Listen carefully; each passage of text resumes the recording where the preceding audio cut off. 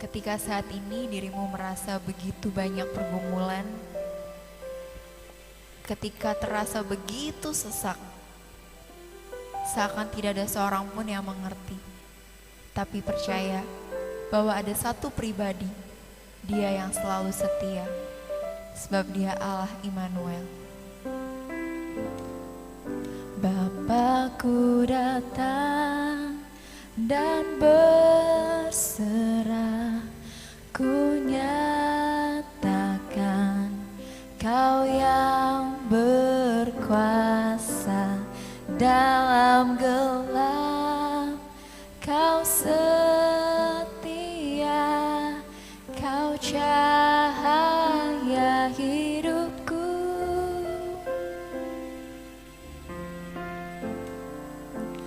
Kau kuatkan aku bertahan, Kau harapan dalam kesesakan. Kau buktikan kesetiaan-Mu Tuhan, Engkau Allah Immanuel.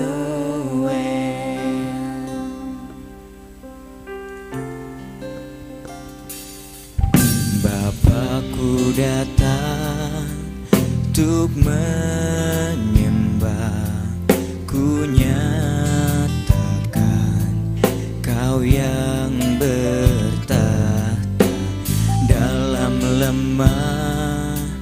Kau sempurna, Kau cahaya bagiku.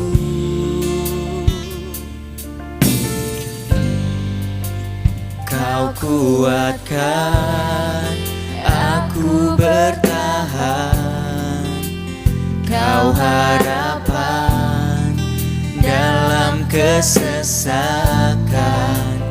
Kau buktikan kesetiaan-Mu Tuhan, Engkau Allah Immanuel.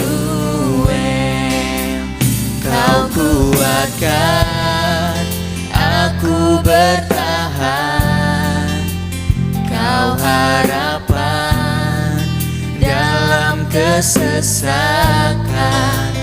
Kau buktikan kesetiaan-Mu Tuhan, Engkau Allah Immanuel.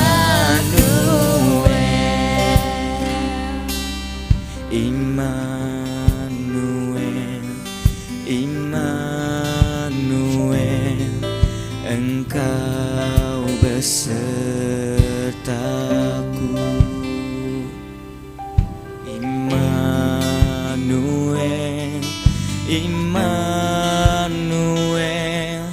Engkau Allah besertaku. Immanuel, Immanuel, Engkau besertaku. Immanuel, Immanuel, Engkau Allah besertaku.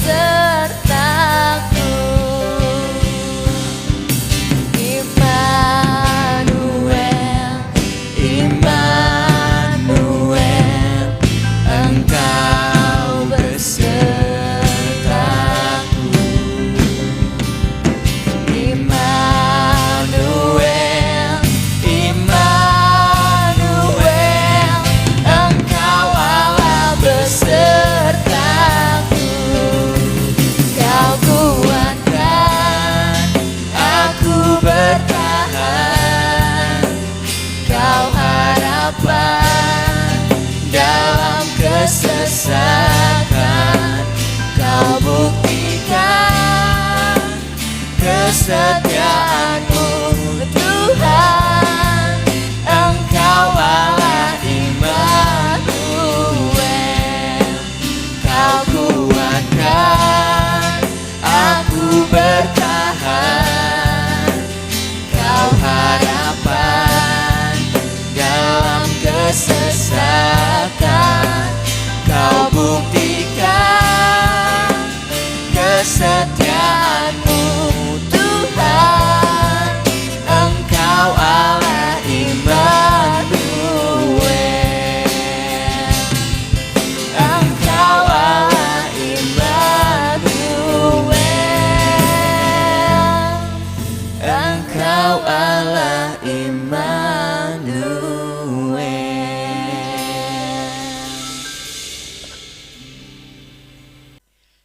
Kami mengucap syukur kehadirat-Mu Tuhan. Kau Allah kami, Allah yang luar biasa. Terima kasih buat hari ini.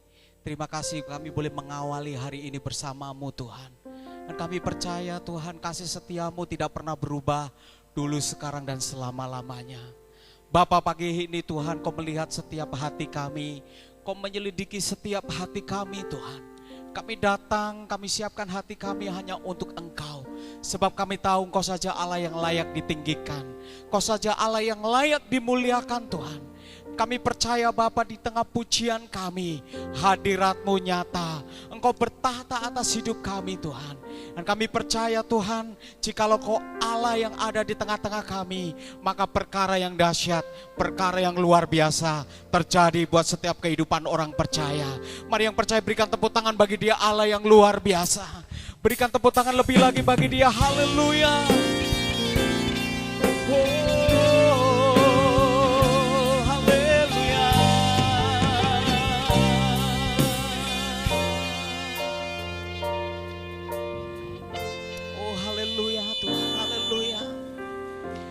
Ujilah aku Tuhan, cobalah aku Tuhan, selidiki batinku dan hatiku, mataku tertuju padamu. Aku cinta padamu Tuhan, aku rindu hadirat-Mu Tuhan. Aku ingin selalu dekat padamu, menikmati kehadiran-Mu. Ku nyanyi hosana, ku nyanyi hosana bagi Rajaku yang duduk di tahta. Aku muliakan dan ku agungkan, Kau layak disembah. Kami angkat pujian kami, ku nyanyi hosana bagi Rajaku yang duduk di tahta. Aku muliakan dan ku agungkan, Kau layak disembah. Mari coba Tuhan angkat suara, katakan, aku cinta padamu. Aku cinta padamu Tuhan. Aku rindu hadirat-Mu. Aku rindu hadirat-Mu. Amin Yesus. Hanya Kau Allah yang kami rindu Tuhan. Aku ingin selalu dekat padamu, menikmati kehadiran. Sekali lagi katakan, aku cinta padamu Tuhan. Aku cinta padamu Tuhan. Ini kerinduan hati kami Bapa. Aku rindu hadirat-Mu Tuhan. Aku ingin selalu dekat padamu, menikmati kehadiran. Mari yang sehati sepakat angkat suaramu, katakan, nyanyi hosana. Ku nyanyi hosana bagi Rajaku yang duduk di tahta. Aku muliakan dan ku agungkan, Kau layak disembah. Nyanyi hosana, ku nyanyi hosana bagi Rajaku yang duduk di tahta. Aku muliakan dan ku agungkan, Kau layak disembah. Mari angkat tangan kita kepada Allah, naikkan ucapan syukur dalam penyembahan.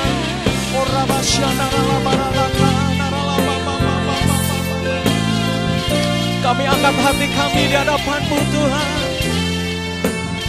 Hosana bagi-Mu Allah, hosana bagi-Mu Raja di atas segala raja.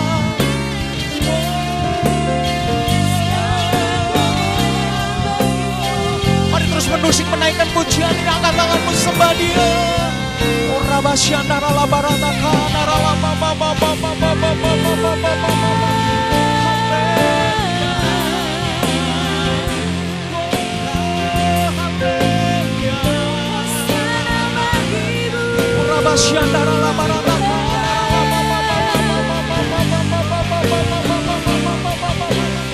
Mari dengan sehati sepakat angkat suaramu kepada Allah. Nyanyi Hosana bagi Rajaku yang duduk di tahta. Aku muliakan dan ku agungkan, Kau layak Nyanyi Hosana, ku nyanyi Hosana bagi Rajaku yang duduk di tahta. Aku muliakan dan ku agungkan, Kau layak disembah. Kau layak disembah. Kau layak disembah. Kau layak disembah. Mari pribadi lepas pribadi ambil waktu sembah Dia. Sebab Engkau layak Tuhan. Haleluya. Sebab tiada Allah yang layak disembah selain Engkau Yesus. Tiada Allah yang layak ditinggikan selain Engkau Tuhan. Allah yang menjadi kemenangan buat setiap kami. Allah sumber sukacita buat setiap kehidupan kami.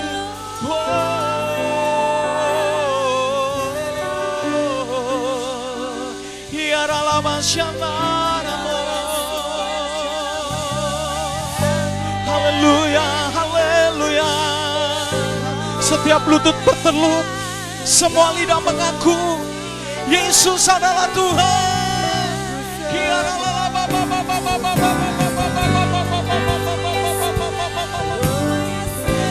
Haleluya.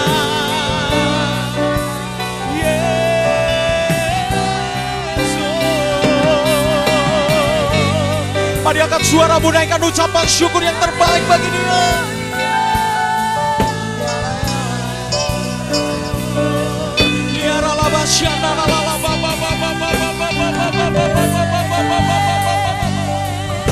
Jesus, haleluya.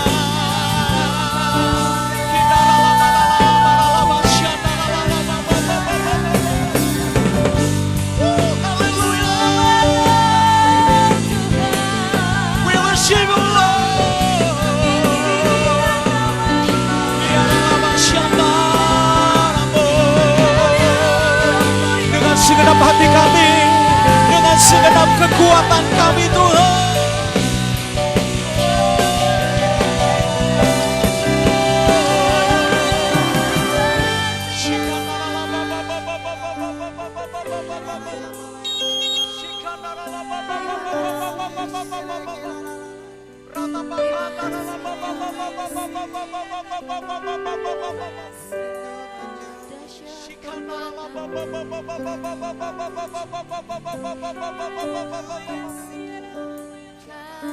Oh Jesus,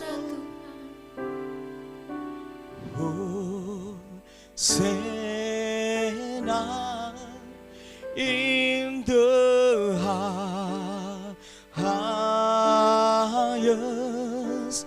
Let our King be lifted up. Hosana. Mari bersama katakan Hosana. Hosana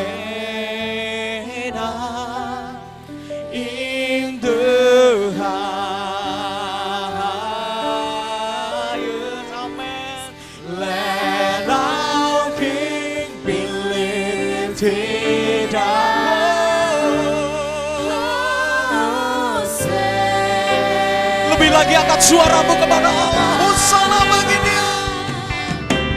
Hosana.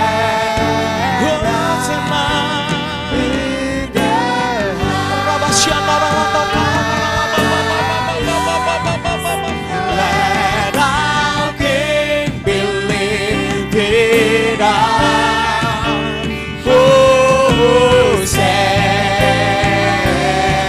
Janjikan lebih lagi bagi Raja di atas segala raja. Hosanna in the highest. Let our King be lifted up.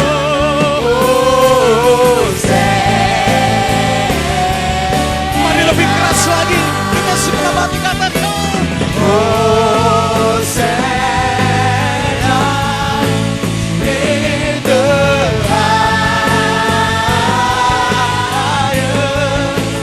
Let our King be lifted up. Hosana. Hosana. Hosana bagimu Tuhan.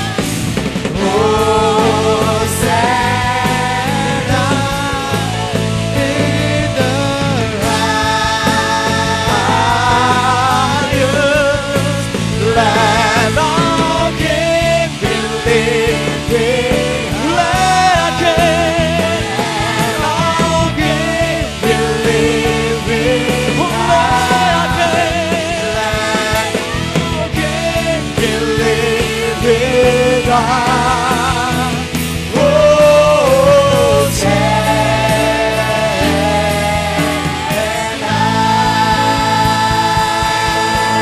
Berikan tepuk tangan sorak-sorai bagi Dia, katakan haleluya.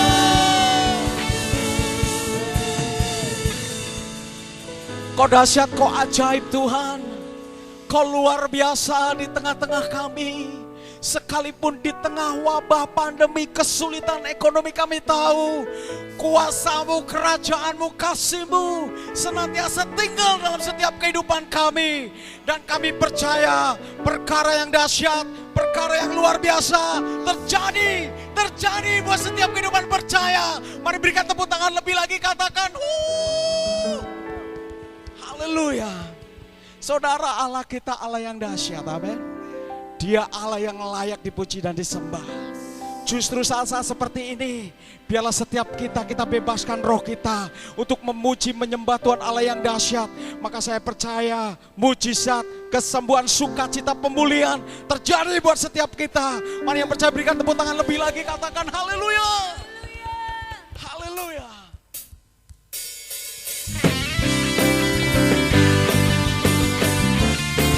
Mari berikan tepuk tangan lebih lagi bagi Tuhan Allah kita. Allah yang dahsyat. Haleluya. Tuhanku maha besar, Tuhanku maha kuasa, Raja segala raja. Dia takkan tergoyahkan, Dia takkan terkalahkan. Dia hidup dan berkuasa. Mari serukan namanya. Serukan namanya, Yesus Tuhan Raja. Segala kuasa tunduk dalam namanya. Kau luar biasa. Dia luar biasa, perkasa mulia. Yesus nama di atas segala nama. Yang percaya katakan haleluya. Kau dahsyat, kau ajaib. Mari jemaat Tuhan bersama katakan dengan segenap iman. Tuhanku maha besar, Tuhanku maha kuasa, Raja segala raja. Kau tak tergoyahkan. Dia takkan tergoyahkan. Amin. Dia takkan terkalahkan. Dia hidup dan berkuasa. Serukan namanya. Serukan namanya, Yesus Tuhan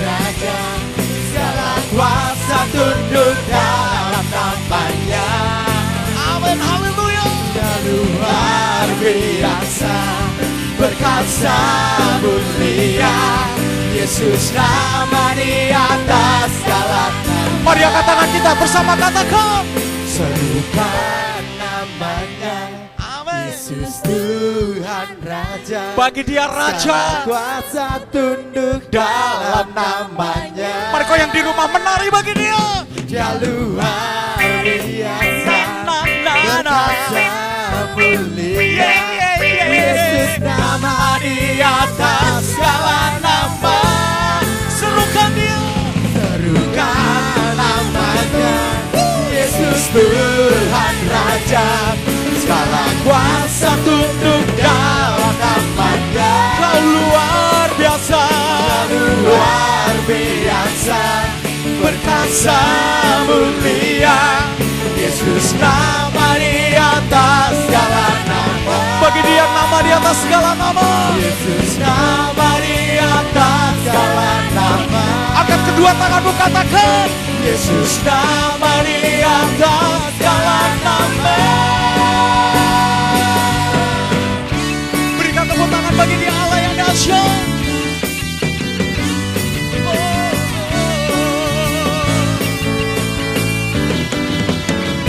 Yang percaya berikan tepuk tangan lebih lagi, katakan haleluya.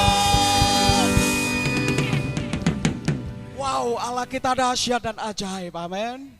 Mari angkat tanganmu saudara, angkat wajahmu. Kau yang di rumah, kau yang terbaring sakit, pejamkan matamu, angkat hatimu kepada Allah. Masuk dalam hadirat Tuhan lebih lagi pagi hari ini. Masuk dalam destiny Tuhan.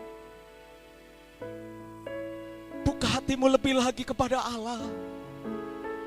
Kurabasyandaralamo. Haleluya, haleluya.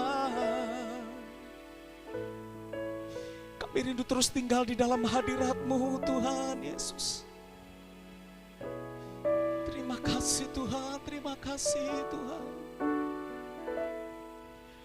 Masuk hadirat-Mu Tuhan dengan korban pujian.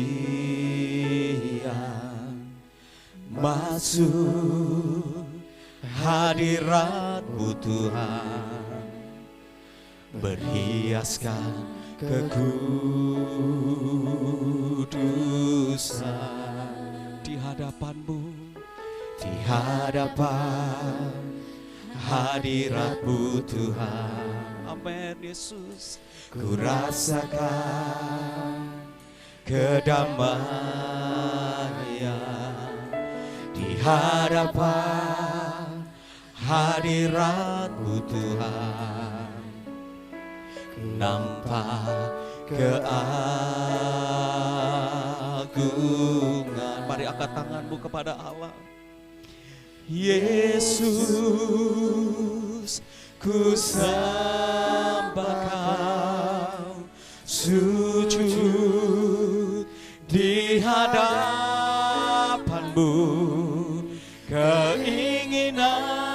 Keinginan dalam hidupku hanya untuk menyembah-Mu. Yesus, Yesus, Amin, haleluya. ku sembah Kau, Kami sembah Kau Tuhan. sujud di hadapan-Mu. Keinginan dalam hidupku hanya untuk menyembah-Mu. Yesus, Yesus, Kami hanya rindu menyembah-Mu Tuhan. di hadapan-Mu. Keinginan dalam hidupku hanya untuk menyembah-Mu. Yesus, ku sembah Kau, sujud di hadapan-Mu.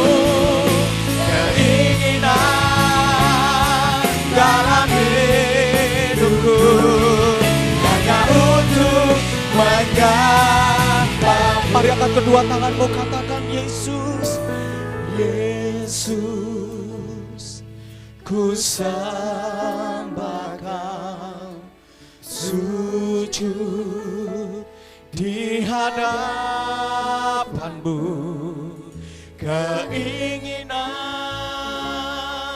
dalam hidupku hanya untuk menyembahmu. Mari cuma Tuhan saja katakan Yesus.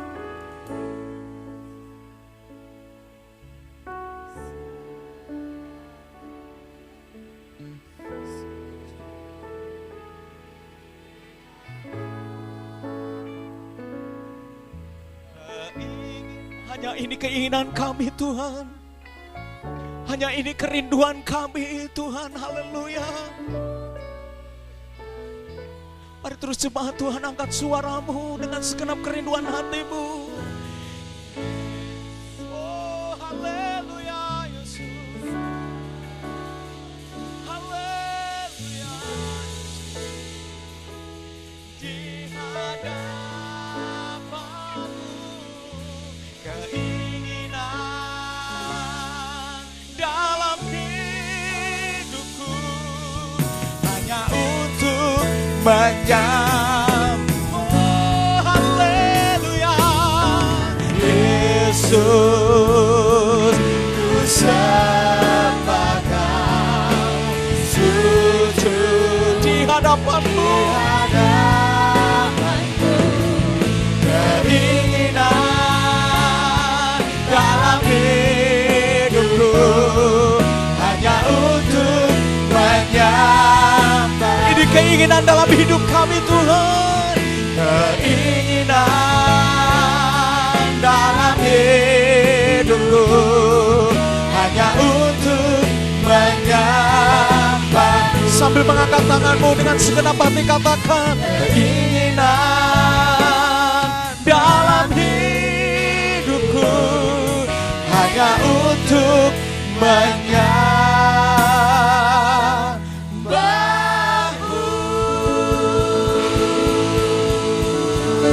berikan tepuk tangan sorak-sorai bagi dia, katakan haleluya.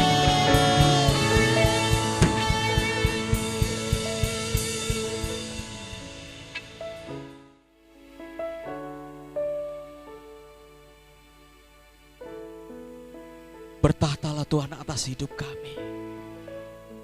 Bertahtalah di tempat ini Tuhan. Datanglah kerajaan-Mu, jadilah kehendak-Mu di bumi seperti di surga.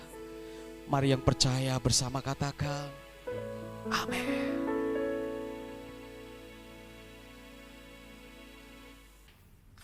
Shalom, sahabat-sahabat Tuhan yang sangat dikasihi oleh Tuhan Yesus. Hari ini saya mau share tentang pembalasan adalah milik Tuhan. Ya, saya hari-hari ini di saat kondisi pandemi seperti ini nih biasanya banyak hal yang terserang dalam hidup kita, terutama dalam hal ekonomi. Saya banyak melihat orang-orang yang sebelum pandemi banyak tolong orang, banyak berbuat baik, murah hati. Tapi ketika kejadian COVID terjadi, dan ketika kita juga terhempas karena dampak dari COVID, lalu ada hal yang dimana kita juga mau minta tolong sama orang, ternyata orang-orang yang dulu pernah kita tolong itu ternyata mereka semua menghindar, mereka semua menghilang, bahkan mereka semua ganti nomor telepon. Jadi dalam hal seperti ini nih banyak timbul anak-anak Tuhan, sahabat-sahabat Kristus tuh punya hati bingung gitu. Apa yang harus kami lakukan? Dulu kami merasa tolong orang, dulu kami selalu bermurah hati. Kenapa sekarang jauh sekali semua itu dari kami? Nah, konteks yang saya mau, ayat yang saya mau bikin, saya share hari ini adalah Kejadian dari 50 ayat 19 sampai 21.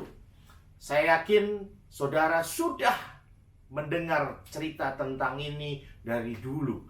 Ini cerita tentang Yusuf. Cuman saya mau ulang karena saya melihat ada banyak hubungannya ya saat ini, karena kita sekarang di PSBB ya. Kata-kata lockdown itu sudah tidak ada, tapi PSBB kita disuruh stay at home, kita nggak boleh kemana-mana, ide kita kering, nggak bisa ngapa-ngapain, bosen, ya banyaklah hal-hal yang nggak enak yang terbiasa dari aktivitas tiba-tiba sekarang nggak. Tapi puji Tuhan sekarang sudah mulai dilonggarkan. Jadi saya mau berbicara bagaimana setelah pelonggaran dari semua ini, apa yang harus kita evaluasi dalam kehidupan kita. Nah, cerita ini tentang seorang anak Tuhan yang bernama Yusuf. Cerita ini pasti saudara sudah tahu semua bahwa ada dua hukum sebetulnya di dunia ini. Yang pertama adalah hukum rimba. Kita tahu hukum rimba itu adalah siapa yang kuat, dia yang menang. Yusuf mengalaminya. Bahwa dia nggak dibela kakak-kakaknya, dia anak manja, dia anak yang haus perhatian, tukang ngadu sama bapaknya, ya bisa dikatakan anak borju, suka pamer, sok tahu. Dan yang paling sering disebutkan sama kakak-kakaknya adalah dia adalah tukang ngimpi. Nah, kakak-kakaknya dari bersebelas itu bersepuluh tuh sangat-sangat mereka bersekutu gitu, bersekutu dengan hati yang nggak benar, bersekutu dengan keirian, bersekutu dengan kejelesan, karena mereka melihat bahwa pada saat itu Yusuf adalah anak yang paling dikasih oleh bapaknya. Nah, pada saat itu Binyamin belum ada, jadi kalau 12 suku, hari itu baru 11, karena Yusuf lah anak terakhir. Nah, ke-10 kakak-kakaknya ini bersekutu. Bayangin, anak paling kecil, paling muda bersekutu. Jadi gini, hukum rimba pada saat itu berlaku. Ketika iri hati timbul, ketika dengki timbul, ketika hal yang gak enak itu timbul, maka orang tuh kadang-kadang suka bersekutu gitu. Jadi jangan salah, komunitas bukan hanya mendengarkan firman Tuhan, komunitas juga ada terjadi karena kedengkian loh. Orang dengki, orang iri, mereka muncul jadi satu untuk menjatuhkan. Nah, bayangin nggak, Yusuf adalah orang yang paling kecil, paling muda, paling dikasih bapaknya, dimanjain. Saat ini dia melawan 10 orang yang lebih dewasa, lebih tua, mungkin badannya lebih besar. Dan Yusuf nggak mengetahui itu. Berapa banyak kita sering dalam kondisi seperti itu, bahwa memang Yusuf ingin dimanja. Memang Yusuf datang kepada Yakub lalu bilang, "Pak, tolong dong manjain saya di antara saudara-saudara saya." Kan enggak. Itu karena keputusannya Yakub untuk memanjakan, dan namanya anak paling kecil terima-terima aja. Kita sering seperti itu. Kita sering dalam kondisi seperti itu. Bahkan di pandemi ini kita sering mengalami yang kita pikir bahwa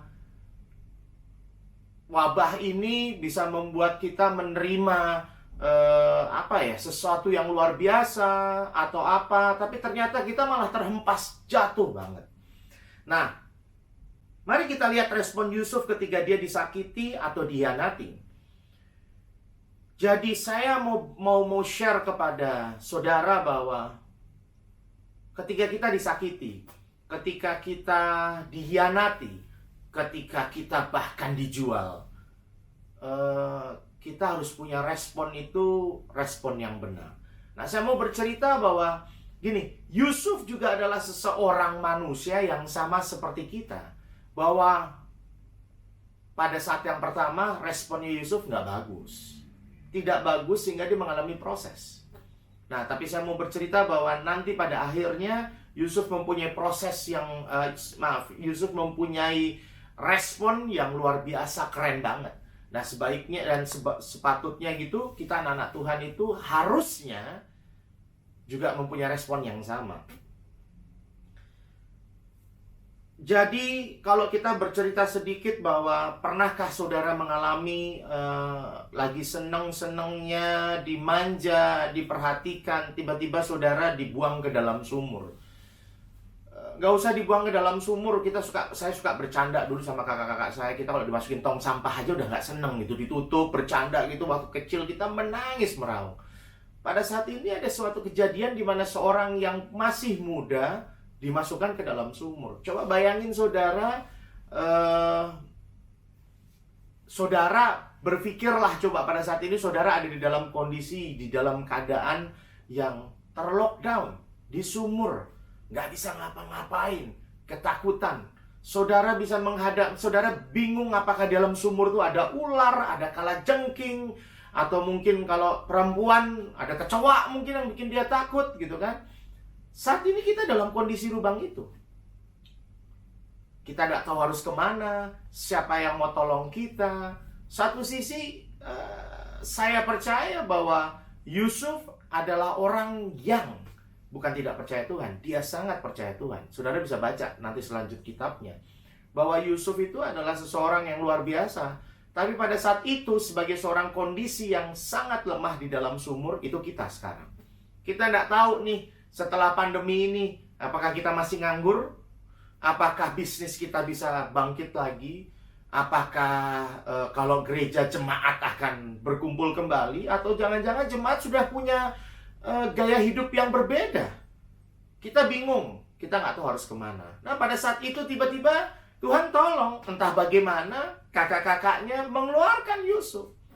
Mengeluarkan dari sumur. Bayangin nggak, lagi bingung, lagi nggak ngerti harus bagaimana, tiba-tiba kita diangkat ke atas. Waktu kita diangkat ke atas itu, kita punya harapan yang luar biasa. Oh, saya bisa kembali lagi. Saya bisa bercanda. Hari itu mungkin. Saya mengatakan mungkin, asumsi saya. Mungkin Yusuf bilang, udahlah, saya pokoknya tetap mengampunin kakak saya. Kan saya udah dibawa keluar. Mungkin kakak saya iseng. Ternyata tidak. Yusuf dijual sebagai seorang budak. Jadi saudara bisa bayangin nggak? Bahwa ada anak yang punya harapan keren, ya kan? Ada harapan yang luar biasa besarnya, sudah diangkat dari lubang yang dia nggak tahu kapan keluar. Begitu dia sudah keluar, dia bingung. Ternyata dia harus dijual. Dia harus dijual sebagai seorang budak. Nah, ini dia. Nah, saya mau bercerita kalau saudara baca di ayat-ayat selanjutnya, bahwa cerita Yusuf, bahwa Yusuf itu memang tidak pernah meninggalkan Tuhan. Dia punya kepercayaan sama Tuhan itu besar banget. Makanya ketika dia dijual jadi budak, saudara tahu dia dijual kepada Potifar. Dia punya pekerjaan luar biasa baiknya sampai dia dipercaya. Nah, sahabat-sahabat Tuhan yang saya kasih, mestinya kita punya respon tuh seperti itu. Pertanyaannya gini, emang saudara sudah pernah dijual sebagai budak? Saudara baru dianatin, saudara mungkin baru dibohongin, saudara mungkin baru dulu nolong orang, sekarang pas saudara minta pertolongan dia, kebetulan dia nggak bisa nolong. Beda jauh kasus sama Yusuf. Yusuf dijual sebagai seorang budak, nggak enak sekali. Tapi ini dia, Yusuf tetap memegang peranannya sebagai anak-anak Tuhan. Pada saat itu, kata-kata anak Tuhan itu belum ada. Tapi saya percaya, Yusuf sudah punya gaya hidup seperti anak Tuhan. Makanya dia dipercaya. Dalam kondisi kayak apapun juga, itu gini, kalau saudara pegang dan saudara percaya sama Tuhan, Tuhan itu tidak pernah ninggalin saudara. Nah, lalu ada tesnya kembali. Saudara bisa bayangin nggak, bahwa istri dari Potifar itu tiba-tiba ngajak Yusuf untuk, berselingkuh dari Potifar. Yusuf di saat dia masih muda, Yusuf yang lugu. Wah, kalau kita mungkin malah berbeda. Yusuf bisa menolak. Di saat hukum Taurat belum keluar, karena hukum Taurat keluar setelah Musa, Yusuf sudah bisa mengambil hatinya Tuhan. Kenapa? Dia tahu bahwa Tuhan tidak suka dengan perbuatan itu. Jadi ini, Yusuf itu adalah orang yang luar biasa menurut saya. Bahwa dia dalam kondisi sebagai manusia tahu dihianati, dibuang, dijual jadi budak. Tapi hari itu, dia tetap punya prinsip yang keren banget. Integritasnya tinggi sekali. Waktu ada orang mau melakukan hubungan seks dengan dia di luar pernikahan, Yusuf menolak. Yusuf menolak. Padahal hukum Taurat belum ada. Tapi Yusuf sudah mempraktekannya. Itu kekerenannya Yusuf. Setelah itu, timbul kemudian adalah fitnah. Jadi saudara bisa bayangin, sudah dibuang ke sumur, lalu dijual jadi budak, lalu difitnah. Difitnah itu adalah hal yang gak enak dalam hidup. Nah saudara begini, Yusuf ketika difitnah menyebabkan dia harus masuk ke dalam penjara. Bayangin nggak bahwa Yusuf muda, Yusuf yang lugu, yang saudara tahu bahwa hukum Taurat pada saat itu belum ada. Tapi pada saat itu Yusuf karena saking cintanya dia sama Tuhan, dia tahu bahwa kalau dia melakukan apa yang diminta oleh istri Potifar, itu bisa mengkhianati. Bahasanya mungkin gini, kalau aku udah dihianati, aku nggak mau mengkhianati Tuhan.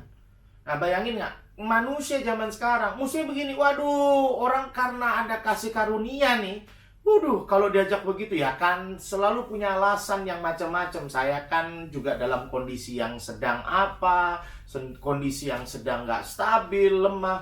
Tidak dengan Yusuf.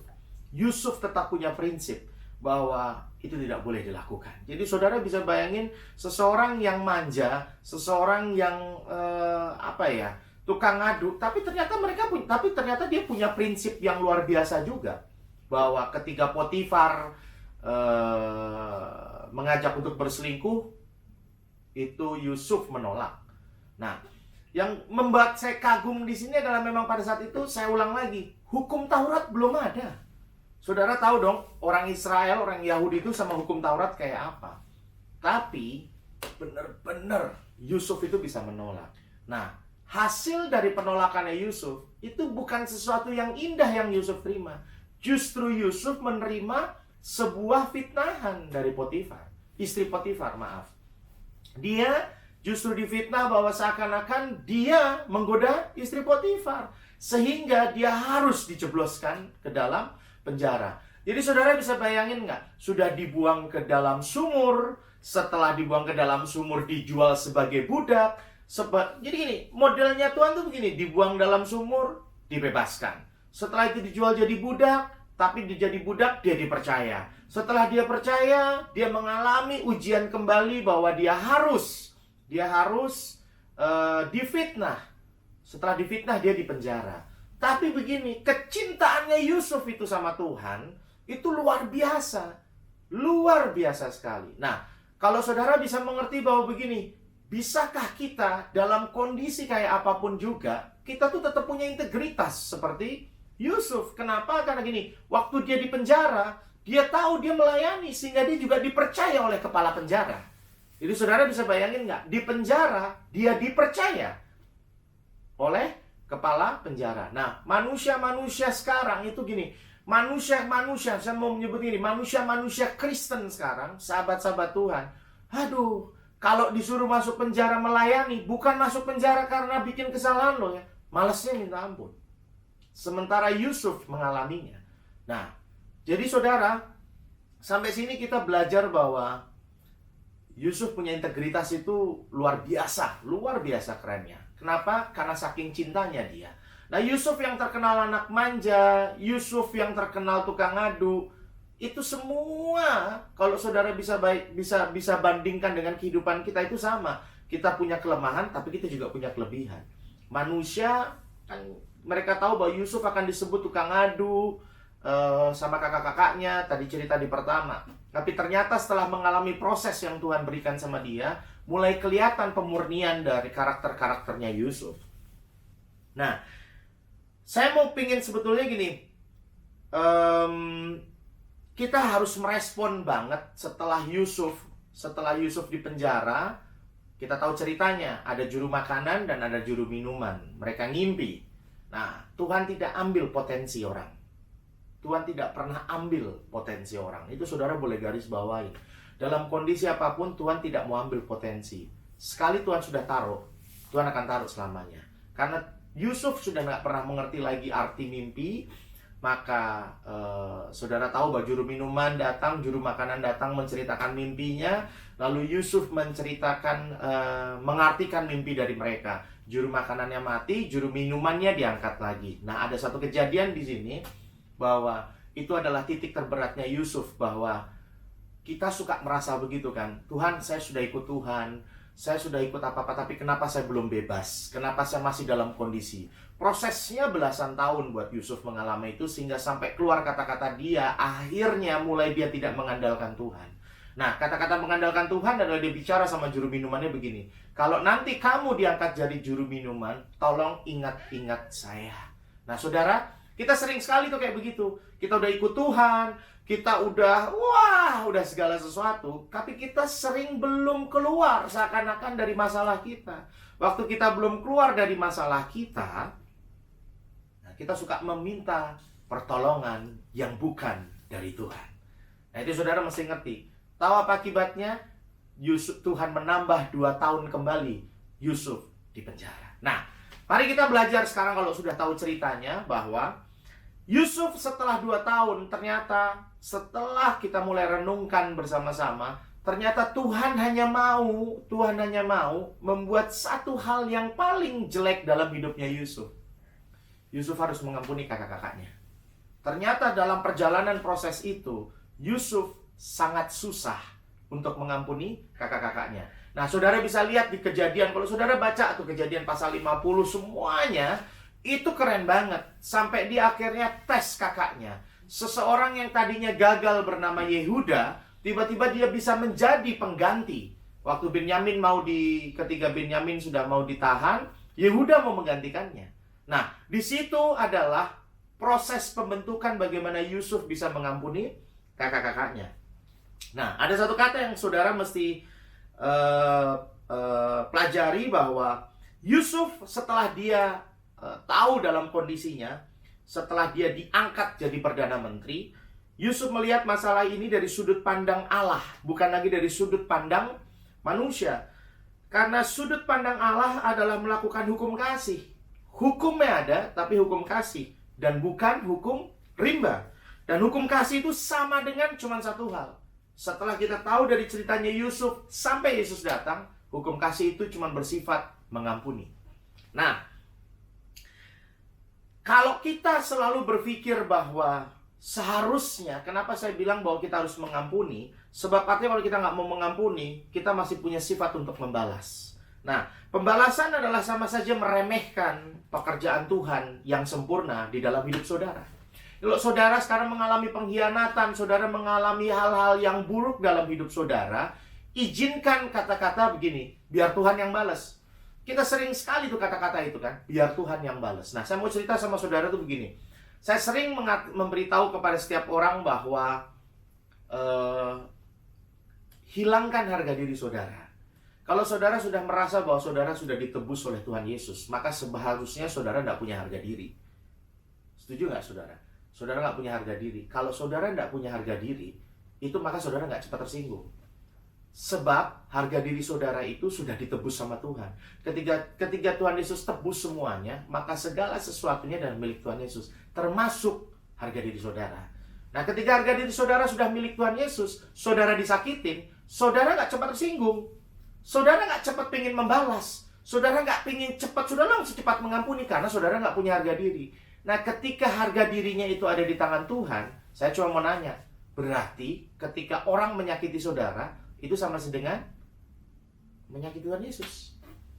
Nah, saudara mesti belajar itu. Coba saudara buka Alkitab kembali. Sampai ketika kejadian Saulus, waktu Saulus menganiaya orang Kristen dan orang Kristen tidak membalas, maka Tuhan Yesus sendiri yang membalas dengan caranya kepada Saulus. Dia datang, lalu dia bilang, Aku ini adalah Tuhan yang engkau aniaya.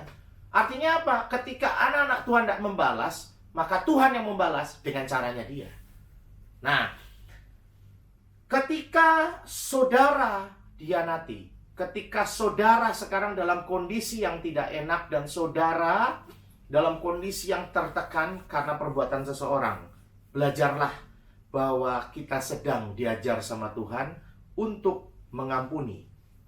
Karena ketika kita susah untuk mengampuni orang, itu artinya kita nggak mau diajar Tuhan. Dan kita nggak mau diajar Tuhan, itu artinya kita kurang ajar. Nah,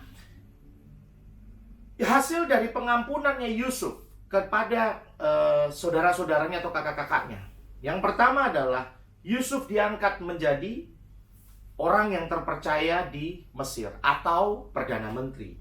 Yang kedua adalah mimpi Yusuf yang pertama dulu itu terjadi. Dan yang ketiga, kalau saudara baca Kejadian 50 ayat 20, itu adalah yang paling keren. Bahwa Yusuf ternyata bukan hanya memelihara kakak-kakaknya, tapi Yusuf memelihara suatu bangsa yang besar. Yusuf menolak untuk melihat pengkhianatan saudara-saudaranya dan lebih berfokus kepada kesetiaan Tuhan. Demikian juga Tuhan Yesus, dia menolak untuk melihat apa yang telah kita lakukan berkali-kali terhadap dirinya. Justru dengan kasih-Nya yang tidak berkesudahan, dia menawarkan pembelaan terhadap dosa-dosa kita. Sama seperti Allah yang telah mengampuni kita, Allah menuntut kita untuk mengampuni orang lain yang bersalah pada kita. Nah, jadi gini, kesimpulannya kenapa kita disuruh mengampuni? Sebab Tuhan punya rencana yang luar biasa indahnya buat kita. Nah, ketika saudara tidak bisa mengampuni, itu saudara matanya tertutup. Tapi ketika saudara mengampuni, itu saudara membuka kabut di mata saudara, sehingga saudara bisa melihat jalannya Tuhan lebih jelas. Itu sebetulnya arti dari sebuah pengampunan. Jadi pengampunan di dalam kayu salib itu sebetulnya adalah karakternya Allah yang gak pernah bisa dihilangkan kita.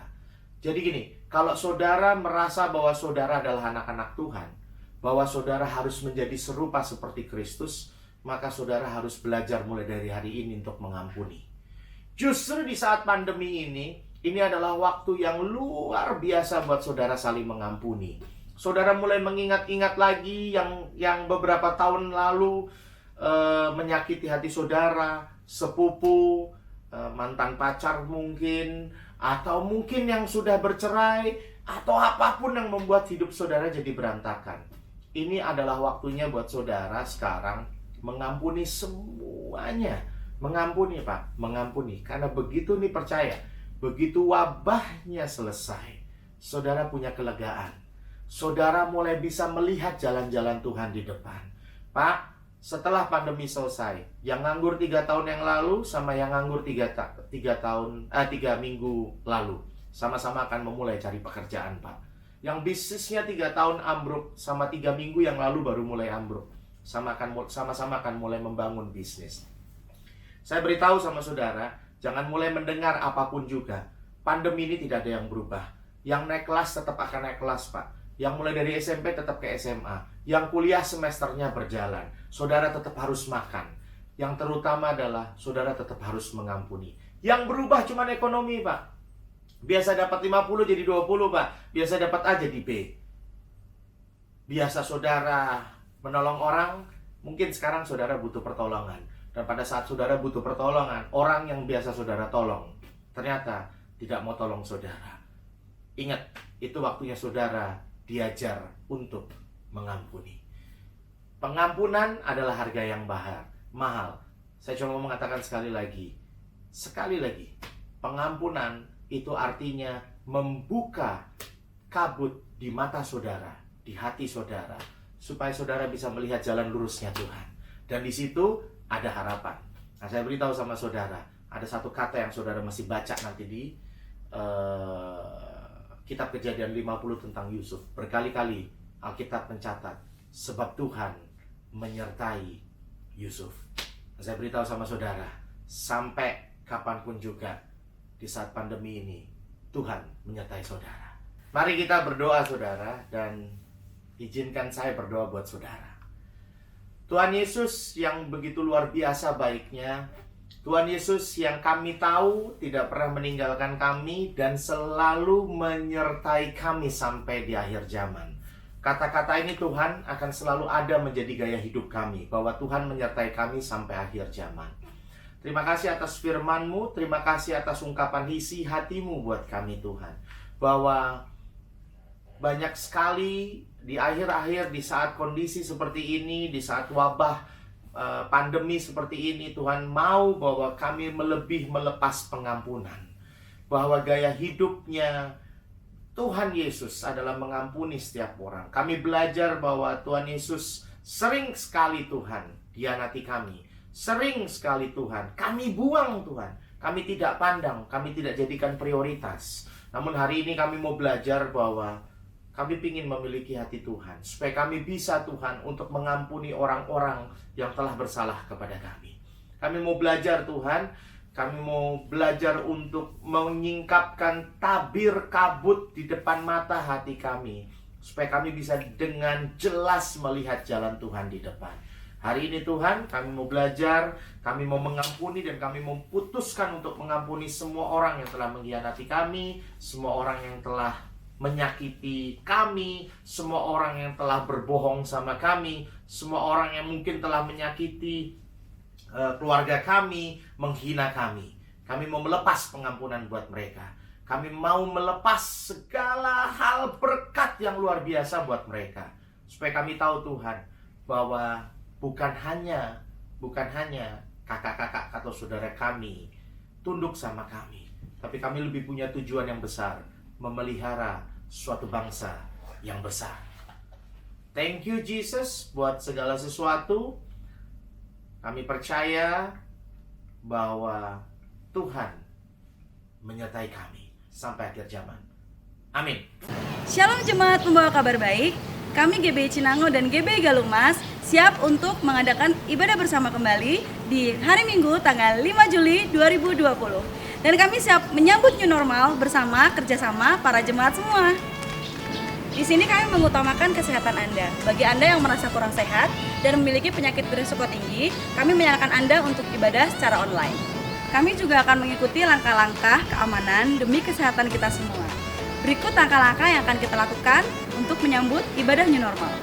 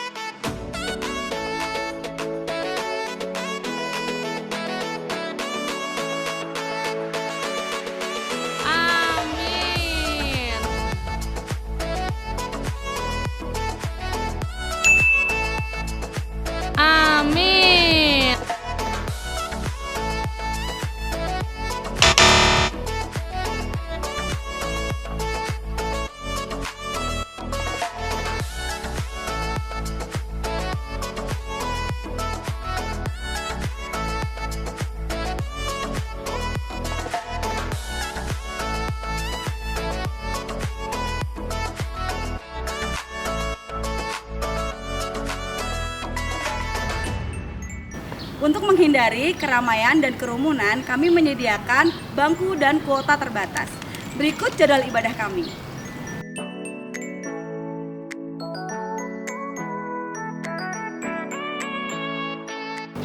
Tetaplah menjaga kesehatan dan sampai jumpa di ibadah new normal di hari Minggu. Tuhan Yesus memberkati. Haleluya.